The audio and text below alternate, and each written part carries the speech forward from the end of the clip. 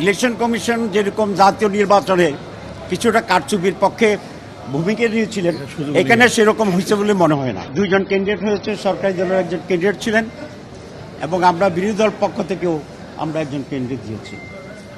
আজকে সেটির উপর নির্বাচন হয়েছে।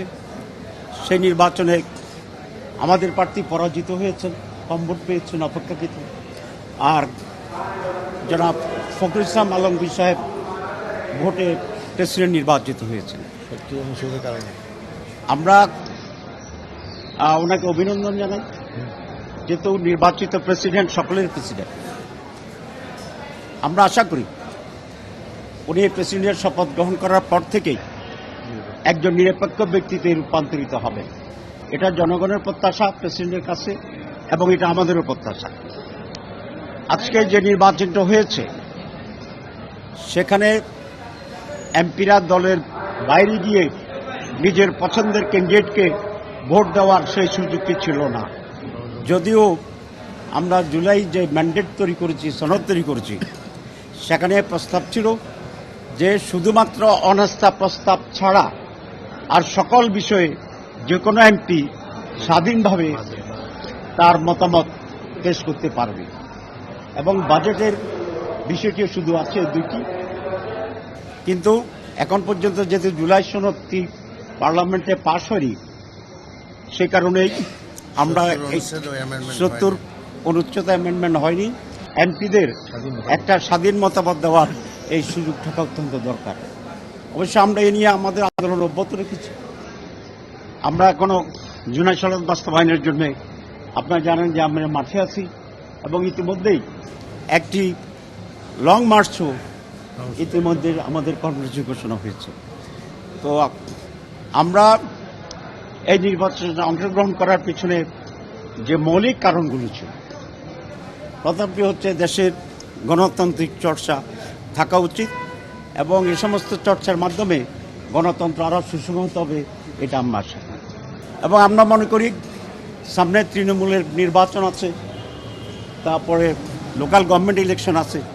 এই সমস্ত ইলেকশনেও প্রত্যেকেই তার নিজস্ব মতামত দেওয়ার সেই সুযোগটি যেন থাকে, সেই ব্যাপারেও আমরা সরকারি দলকে উদ্বুদ্ধ করার চেষ্টা করছি, আমরা দাবি জানাচ্ছি। এবং সেটা যদি হয় তাহলে গণতন্ত্র আরও বেশি প্রাতিষ্ঠানিক রূপ লাভ করবে বলে আমরা আশা করি। তো আমরা এটা জানতাম যে আমাদের বিজয় সম্ভাবনা একেবারেই ক্ষীণ, যেহেতু পার্লামেন্ট মেম্বারদের রেশিও ভিন্ন রকম আছে। তারপর আমরা করছি এই জন্য যে, যেটা আমি বলেছি, গণতন্ত্রের চর্চাটা এখানে যাতে ভালো হয়। তো এটা একটা কারণ। 2 নম্বর কারণ হচ্ছে আমাদের হিউজ নাম্বার অফ বিরোধী দলের সদস্য আছে, ইট ইজ অ্যারাউন্ড 90। সুতরাং সেখানে একটি নির্বাচনে অংশগ্রহণ করার মতো একটা সুযোগ যেহেতু আছে, এবং এটা পটেনশিয়াল একটা অপরচুনিটি ছিল, সেই জন্য আমরা নির্বাচনে অংশগ্রহণ করেছি। তো আমরা সে আশাবাদ আবারও ব্যক্ত করতে চাই যে নির্বাচিত প্রেসিডেন্ট নিরপেক্ষভাবে, দক্ষতার সাথে এবং দেশপ্রেমের পক্ষে উনি তার ভূমিকা পালন করবেন। এবং সরকার, আমরা আশা করি সরকার জুলাই সনদ বাস্তবায়নের জন্য সেখানে ভূমিকা নেবেন, এবং এটি একটা আইনগত ভিত্তি এখানে পাবে বলে আমরা আশা করি। দেশের বিদেশের নানা জনের সাথে আমাদের মত বিনিময় হয়।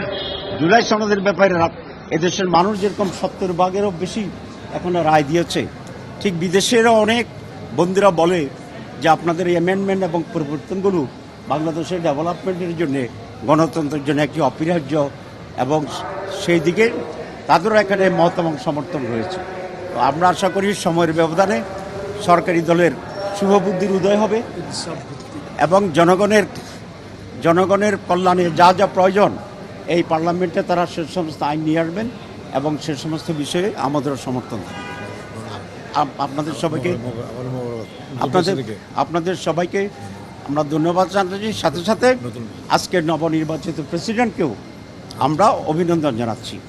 আমাদের 11 দলীয় জোটের 90 জন সদস্য 88 জন ভোট কাস্ট করেছেন, আপনারা শুনেছেন।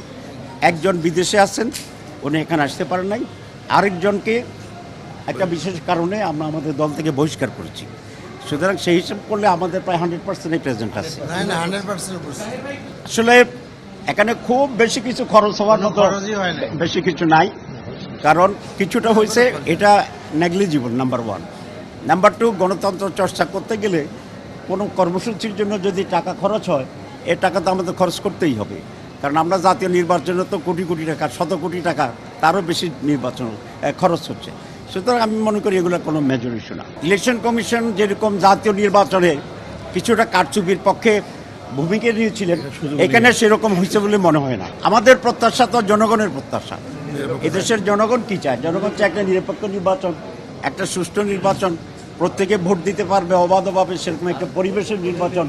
তো সেই জন্য আমরা সেই প্রত্যাশা করি যে উনি এখন থেকে কোনো দলকে প্রতিনিধিত্ব করবেন না, উনি নিরপেক্ষ থাকবেন এবং নির্বাচন নিরপেক্ষ হবে, এই ভূমিকা উনি নেবেন, না হলে উনি জাতির কাছে বিতর্কিত হবেন। প্রথম কথা হচ্ছে, আমরা তো সেই কারণে জুলাই সনদ অ্যামেন্ডমেন্ট চাচ্ছি, অ্যাপ্রুভাল চাচ্ছি, যাতে করে এই কষ্টটি আর তৈরি হওয়ার সুযোগ হবে না। আর 2 নম্বর হচ্ছে, যিনি রাষ্ট্রপতি হবেন শপথ নেওয়ার সাথে সাথে এইটাই ওনার একটা পবিত্র দায়িত্ব।